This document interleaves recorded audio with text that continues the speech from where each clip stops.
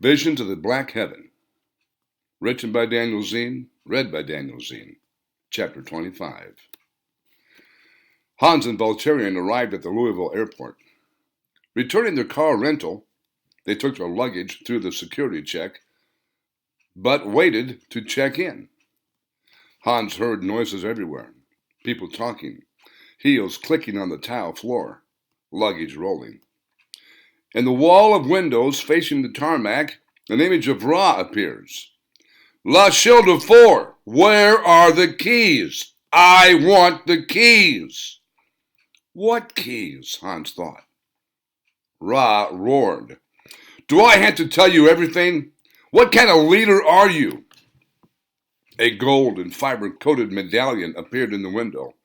These are the keys. There are 12 of each. They must be a matched pair to open the black heaven. Find the keys. Then Ra's image vanished. Hans watched as Voltarian was still talking. His face looked like a mass of flesh, chewing raw words. He was surprised the words were not dripping off of his fat chin. You talk too much, you know that? Hans snapped. The sounds of the airport became louder. Announcements on the PA system, the people talking and walking. Voltarian stood still. Voltarian was still talking, like he was in the act of a verbal vomit. Ra's image reappeared in the windows. His expression showed uncontrolled rage. Hans wanted to put his hands over his ears, but he knew that would not work. Once again he looked around, seeing the shadows hiding, the shadows laughing. He felt as a helpless child being teased and tormented by his peers. I need a drink, Hans said to himself. The plane will not take off for a few hours. He needed time to relax, review what had happened, regroup his thoughts. Voltarian was still babbling about something. Don't you ever shut up? Hans barked. They sat down at a table in the lounge away from the windows. The waitress walked by. Scotch on the rocks and make it a double, Hans barked. She nodded, but then kept on walking. Hans sat watching the people walk back and forth, minding their own business. He felt the ring in his hand, the ring that made him important in his world. The ring made a statement. He was a member and a leader of the most secret, coveted, elite economic group in the world. Many people thought it was the Masons, the Skull and Bones Society, the Bilderberg Group, among those that are lesser known.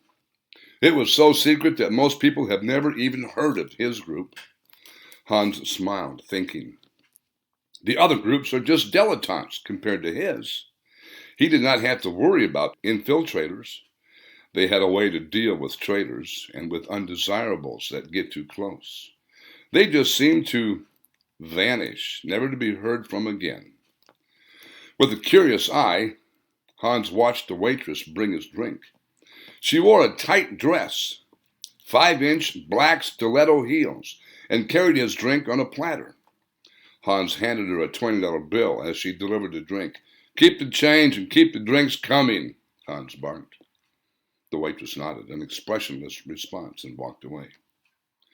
Voltarian watched Hans smile, lifting the drink to his nose and inhaling the fumes. He looked at the ice cubes through the glass of liquid tranquility. This gave him a sense of confidence. After the first sip of the liquid pleasure, he felt his mind starting to slow down. His body loosened up. His eyes focused again. The shadows lost their grip on his mind. The muffled din of noise was less irritating. He could think again. Patiently waiting for Hans to take his first drink and settle down, Voltarian continued to talk. History is replete with various civilizations. We see how many are started. What we do not see is how many civilizations meet their demise. One reason for this, there is no record, it seems, of anyone left to record the event. It is as if civilization just vanished. There are other interesting aspects of civilizations. It seems some of their medical capabilities were limited. Yet, we see various societies which knew about the pineal gland. And it seems that gene splicing was a common event also. The common mythical chimera, the Assyrian Sedu, a half horse and half man, the Anubis of Egyptian lore, the Cyclops. Even though we have no archaeological evidence of the remains of these creatures, only pictures, mythological, hierological documentation exists. Find the keys, Ra roared. The public intercom announced his flight was loading. Hans drank the remaining of his third drink. Grabbing his carry-on, headed to the boarding gate. He was flying first class and Voltarian was flying coach. Finally, he would be away from this gnome-like pest of a man who only had questions and no answers. I have enough questions for myself. I don't need to answer his questions too. He walked down the plane's aisle, found his seat, storing his carry-on in the overhead bin.